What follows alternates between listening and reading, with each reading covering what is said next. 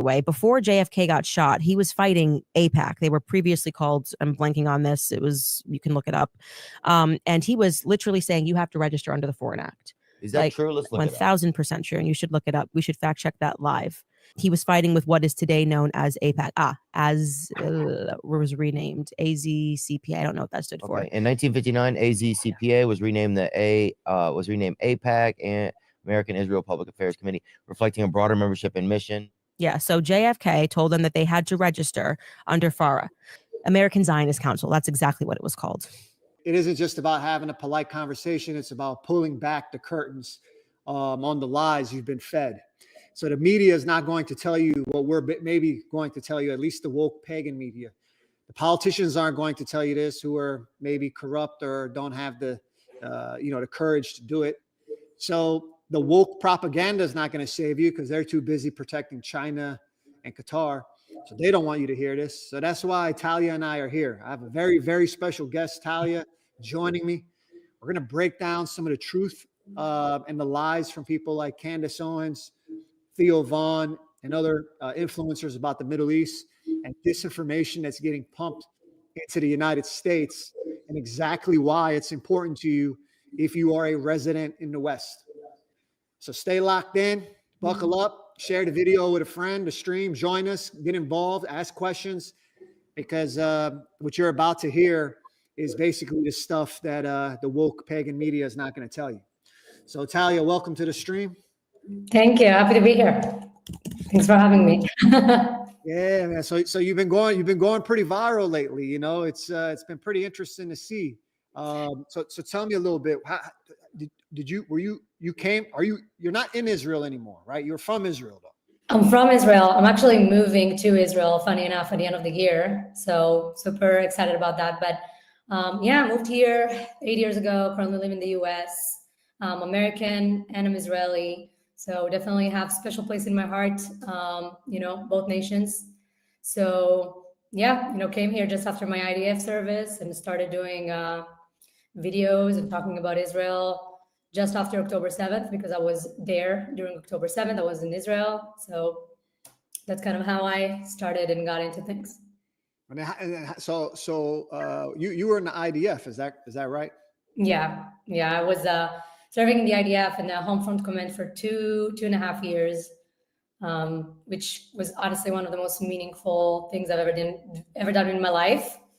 But now people really try to, demonize you, and they call you a baby killer. But I was a teacher, you know what I mean? Like, I would teach children. My job was very meaningful. So we can probably touch a little bit about that a little later. But very proud of my service in the IDF. Okay.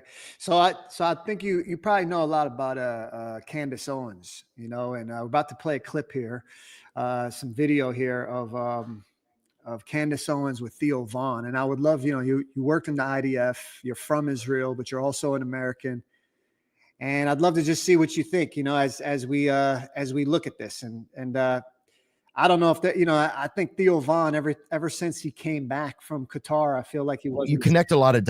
So let's get into it. Dots between like Israel and media, right? But do you think that it's just capitalism? Like, don't you think a lot of times it's just business, and that's how business works, is that they're, like, it's one of the side effects of capitalism? If that were the case, so the reason why this is different is because Israel is actually the exception.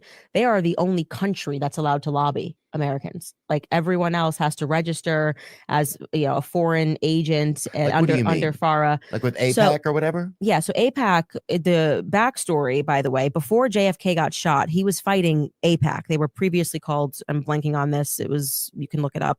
And he was literally saying you have to register under the Foreign Act. Is that true? Let's look it up. 1000% true, and you should look it up. We should fact check that live. He was fighting with what is today known as AIPAC.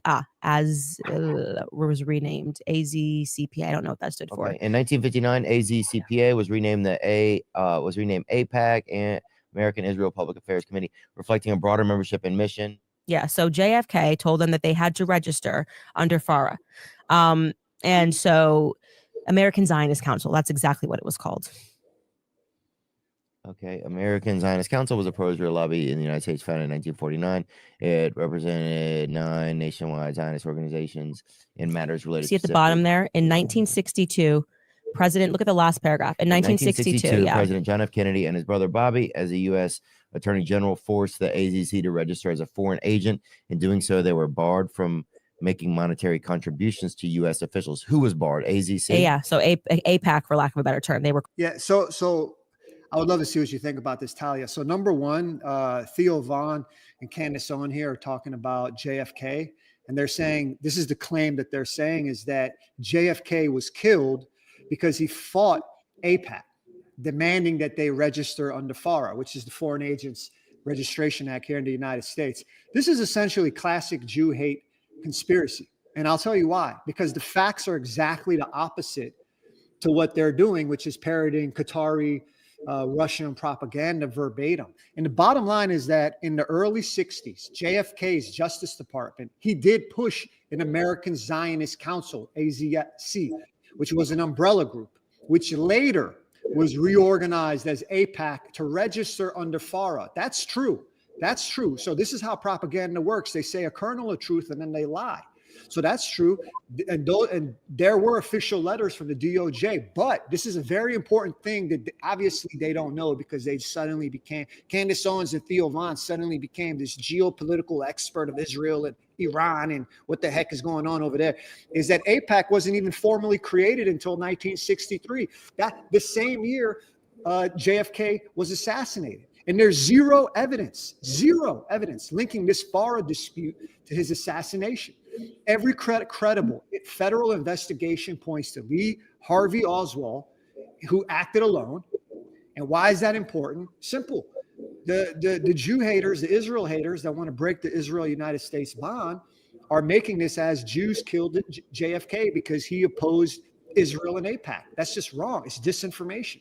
It's the same pattern of foreign propaganda that's used today to tie every tragedy like 9/11 and dancing Israelis to Jews. This is literally weaponized psychological warfare to divide, separate the United States from within and get it excavated from the Middle East with Israel. I'd love to see what you think. You served in the IDF. You're also an American. I'd love to see what you think. Yeah, I think, what they're doing right now is really not a new phenomenon. Every generation you're going to have, a group of people that will try to use the Jews as a scapegoat. They'll blame us for absolutely everything that goes wrong.